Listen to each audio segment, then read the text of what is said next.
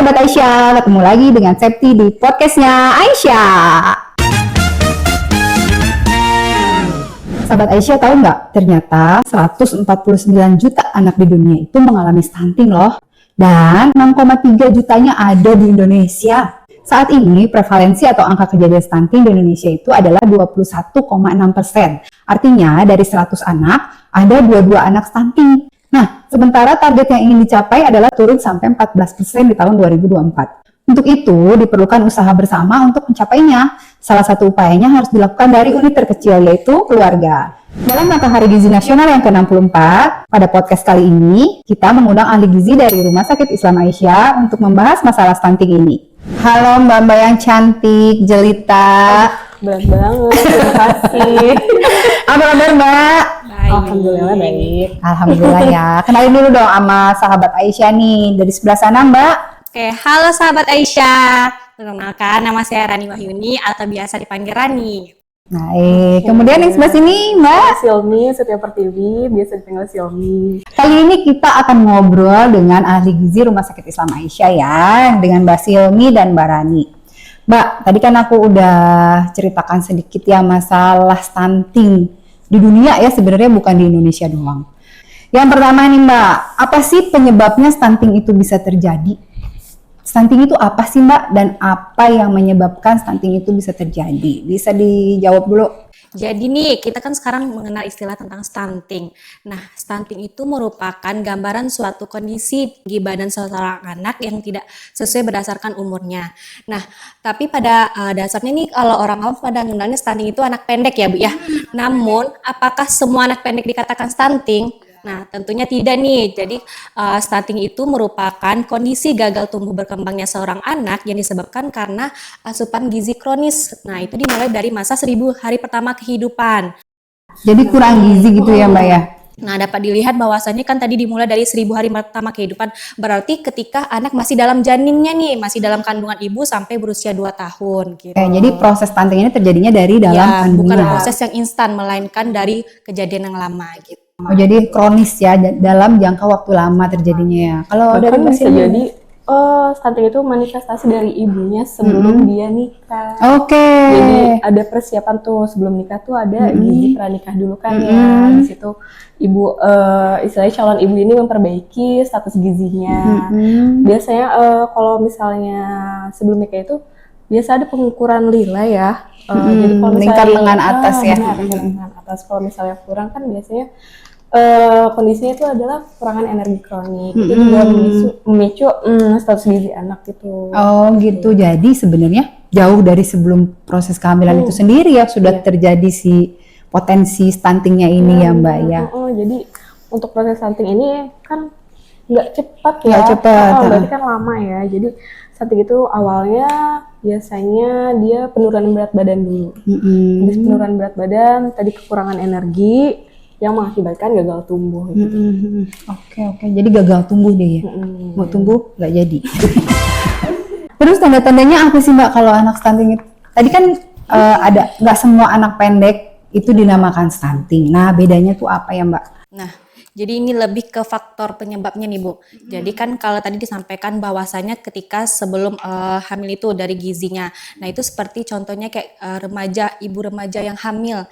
Nah tentunya ketika remaja itu kan asupan gizinya buat ibunya juga. Nah pada itu perebutanlah asupan gizi antara ibu dan anaknya. Nah berisiko tadi yang KEK itu. Nah anaknya ibu yang KEK tentu berisiko melahirkan anak misalnya BBLR. Nah itu juga bisa memicu dari stunting. Nah selain itu juga kita lihat nih dari asupan bagaimana setelah ibu itu hamil, bagaimana mencukupi kebutuhannya. Nah setelah lahir, apakah anak tersebut diberikan ASI eksklusif kah? Nah setelah itu bagaimana pendampingan dalam empasinya, pemilihan makanannya. Nah selain itu bahwasannya stunting itu bukan hanya dari asupannya aja nih Bu. Nah dari yang pertama itu bisa dari penyakit atau infeksi yang berulang. Nah selain itu juga bisa disebabkan karena sanitasi atau kebersihan lingkungan. Mempengaruhi.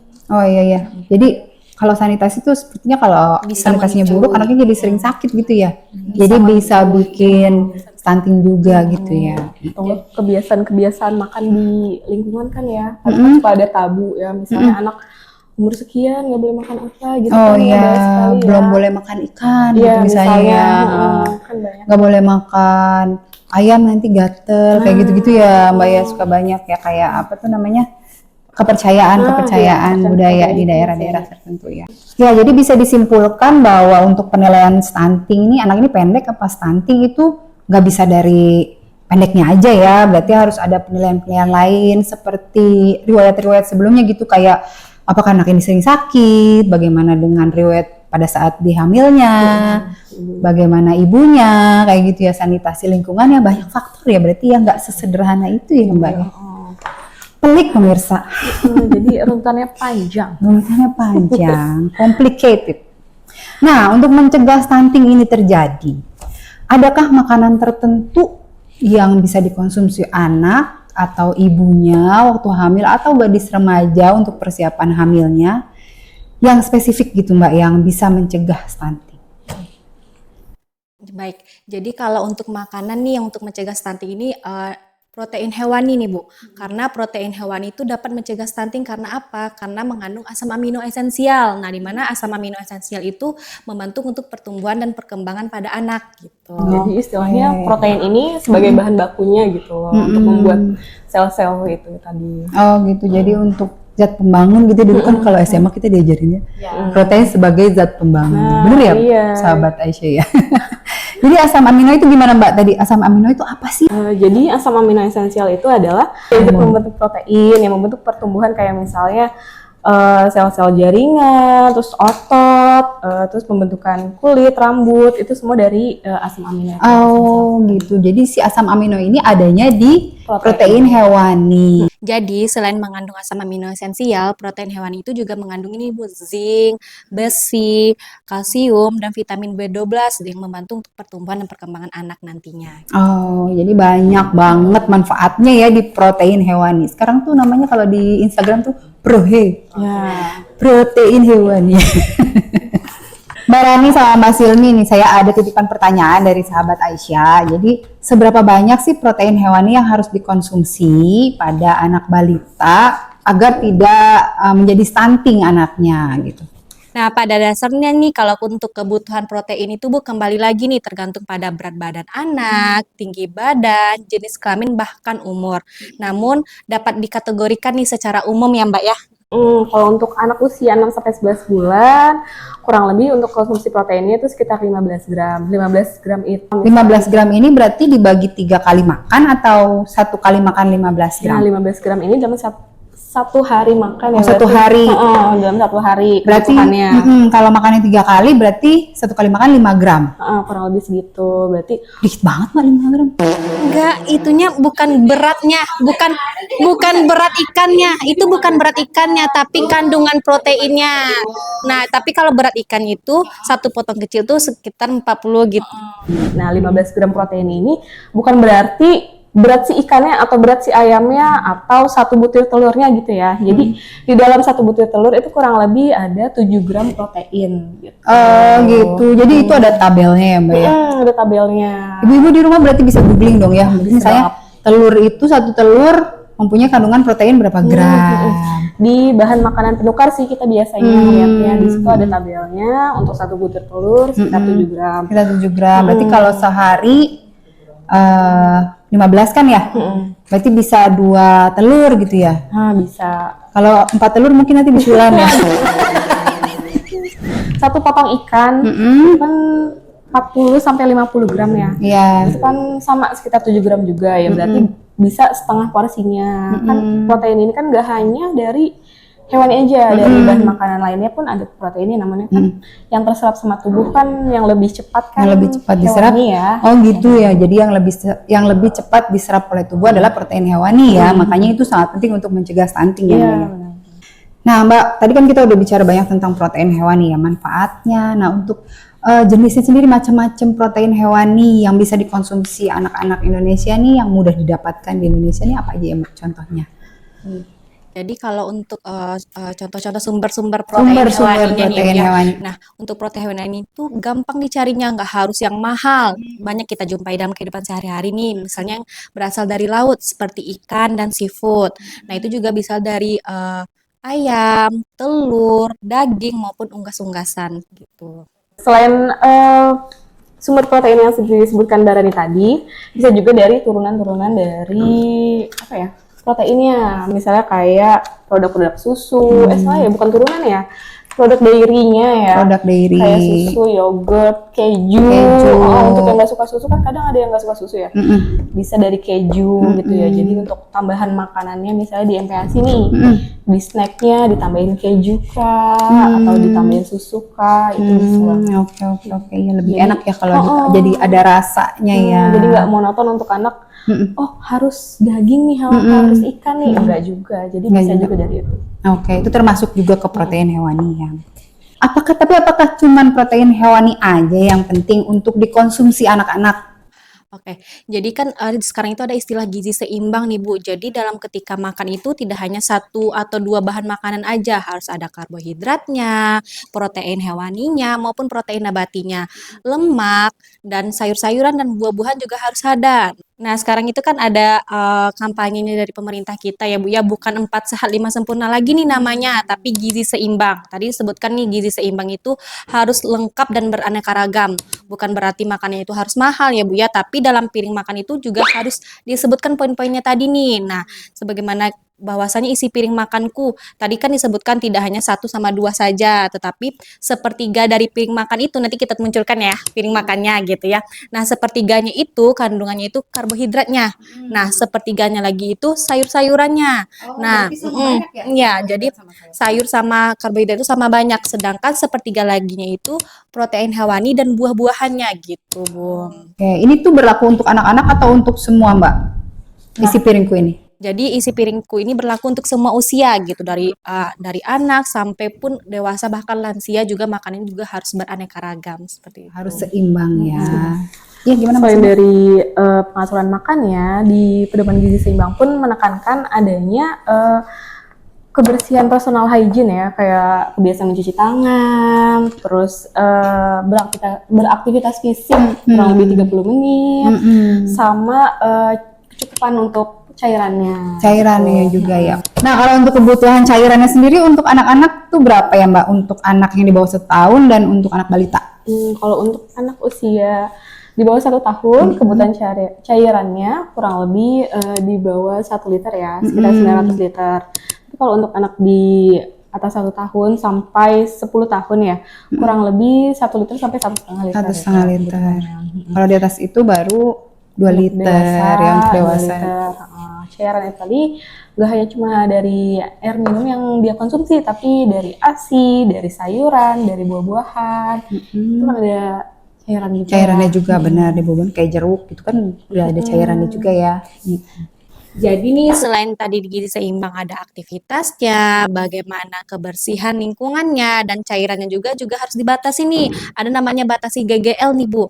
Nah, GGL itu batasi garam, gula dan lemak dalam sehari. Nah, dimana kalau untuk kandungan asupan garam itu yang dianjurkan dalam sehari itu 1 sendok teh. 1 sendok teh untuk 1 hari. 1 hari, bukan berarti setiap makan 1 sendok teh, tapi dari kandungannya makan pagi, siang, sore, bahkan cemilan yang kita beli itu juga harus kurang dari sana seperti seharusnya gitu. Nah, ngukurnya bahkan kita masaknya sekaligus 1 panci. Nah, selain itu kan yang bisa kita kontrol kan adalah makanan yang kita bikin sendiri nih, karena tidak menutup kemungkinan kita bakal jajan di luar. Jadi sebaiknya makanan yang kita bikin itu tidak diberikan garam nih Bu, atau ada namanya sekarang garam meja. Jadi pas masak jangan kasih garam dulu. Kasih garam, karena juga ada beberapa penelitian mengatakan kalau ketika lagi masak atau hidup apinya nih kan masih proses pemasakan, kalau dicampur garam itu bakal hilang kandungannya atau bisa menyebabkan reaksi lainnya. Maka adanya namanya garam meja gitu. Jadi lebih terkontrol juga sih ya. Kalau kita makan ambil sayur semangkok, garamnya seberapa gitu kan ya. Secuplik. Jadi kan sehari tuh berapa tadi? 1 sendok teh 1 sendok teh atau 3-5 gram. 3-5 gram. Itu kan tadi garam. Sekarang kalau gulanya gimana nih? Yang manis-manis. Untuk kebutuhan gula sendiri dalam sehari kebutuhan kita sekitar 4 sendok makan. 4 sendok makan itu sekitar 40 gram lah. Jadi untuk gula itu sendiri nggak cuma gula yang kita tambahkan misalnya ke teh kah atau ke kopi kah, tapi di dalam karbohidrat. Contohnya nasi yang kita konsumsi itu ada gulanya, buah yang kita konsumsi ada gulanya. Oh iya. Jadi kalau udah disendokin juga, makan nasi juga, jadi banyak banget ya gulanya ya sehari. Kemudian setelah gula, Nah, setelah itu lemak nih atau minyaknya. Nah, di mana dianjurkan dalam sehari itu 5 sendok makan atau 50 gram nih. 5 sendok makan. Berarti kalau ngegoreng gimana tuh Mbak? Nah, jadi Kalau ayam goreng gitu gimana jadinya? hitungannya itu bukan minyak yang kita tuang ke gorengan ya, tapi yang diserap sama makanannya itu gitu. Berarti gimana cara ngukurnya kalau makan goreng? Ya, berarti kita harus menghindari makan makanan yang digoreng-goreng, yang disantan gitu. Itu PR-nya ya. Enak banget lagi ya gorengan ya, pakai sambal kacang. Nah Mbak, kalau kita tadi batasan gulanya cuma 4 sendok makan atau 40, berapa tadi? 40 gram ya Mbak? 40 gram. Nah, di minuman-minuman kemasan itu kadang-kadang gulanya bisa sampai dalam satu botol ya, ada yang 30 gram, ada yang 40 gram, malah bahkan apalagi yang minuman-minuman ringan soda gitu ya, itu kan kandungan itunya banyak ya. Nah, berarti itu juga harus kita batasin banget ya Mbak ya? Iya. Nah, jadi kalau ketika kita memilih makanan nih penting banget nih kita meluangkan waktu sekitar 3-5 menit untuk melihat selain pertama melihat expire makanannya, tentunya juga label makanannya. Nah, ketika kita melihat label makanan itu kita juga harus mengetahui kadang di setiap makanan itu bukan hanya kandungan gula saja yang dituliskan. Nah, dari gula itu kan ada akhiran osa atau ol nih Bu. Jadi seperti galaktosa, fruktosa, laktosa itu merupakan dari gula. Nah, kita juga harus mengetahui berapa kandungan gulanya. Nah, selain itu juga dari sorbitol, manitol seperti itu. Nah, namun kita lihat lagi tadi kan disampaikan bahwasanya di label makanan itu bukan hanya terkadang nih label makan itu juga ada mengecoh kita, bukan hanya untuk bisanya nih 1 botol. Nah, di sana itu disampaikan 2 persajian per kemasan. Nah, ya, itu berarti kita dikali bukan 2 ya? bukan hanya tok 1 itu dihabiskan dalam sehari, tapi kandungannya itu dikali 2 gitu. Jadi kalau misalnya di situ di labelnya buat 2 kali, 2 porsi ya? 2 sajian per 2 sajian, 1 kemasan itu 2 sajian misalnya, 2 sajian per kemasan. Berarti kalau misalnya di situ ditulisnya gulanya 20 gram, berarti dalam 1 botol kali 2, gitu. jadi 40 gram, habis sudah jatah hariannya. Ya, makanya Nggak boleh makan nasi, nggak boleh makan gula-gula lainnya. Iya, makanya kita harus aware atau melihat gitu. Harus melihat dulu, iya. Tuh pemirsa, ilmu banget. Baca. Nah, itu kalau yang ada label makanannya. Kalau beli gorengan, ada nggak? Nah, minyaknya gimana dong Mbak? Nggak boleh beli gorengan. balik lagi ke stunting. Ini mau obesitas. Tapi itu mempengaruhi loh. Benar Mbak. Mempengaruhi makanan yang dipilih sama anak-anak. Contoh aja ya dari lingkungan aku nih, anak-anak tuh yang aku perhatiin tuh nggak pernah sarapan. Yang mereka awali apa, jajanan manis. Benar. Jadi yang tadi proheknya itu nggak dimakan ya. Yang dimakannya malah jajanan manis, malah gorengan, tepung ya. Bener banget. Harus dipilih ya makanan yang dikonsumsi sama anak-anak. Jadi kalau bisa sih dibekelin nggak sih Mbak dari rumah? Nah, iya, berarti kebiasaan apa ya, memberi bekal kepada anak itu harus ditanamkan sih. Oh iya, bener karena ya. kan yang mengatur siapa lagi gitu kan selain ibunya. Selain ibunya, bener. Jadi lebih baik bawa bekal dengan makanan yang terpantau sama ibunya dan yakin bersih, kandungan nutrisinya juga yakin bagus ya. Gizi seimbangnya juga tadi, isi piringkunya juga terpenuhi, bener ya. Mari bekal ibu-ibu, mari kita masak banyak bekal. contohnya. Baiklah Mbak Silmi dan Mbak Rani, ternyata banyak banget faktornya yang harus dituntaskan untuk mencegah stunting ini terjadi pada anak-anak. Membutuhkan perhatian yang holistik dari semua pihak ya. Tapi yang paling utama adalah dari pihak keluarga dan tentunya berarti dari ibu-ibu di rumah ya, betul sekali ya. Terima kasih untuk Mbak Rani dan Mbak Silmi, semoga informasinya, sharing-sharing kita di podcast kali ini bisa bermanfaat untuk sahabat Aisyah di rumah. Sekecil apapun tindakan kita dalam menjaga gizi anak-anak kita, itu merupakan langkah besar untuk memerangi stunting. Anak Indonesia layak memiliki masa depan yang sehat dan cerah. Selamat Hari Gizi Nasional yang ke-64. Ayo konsumsi protein hewani untuk mencegah stunting.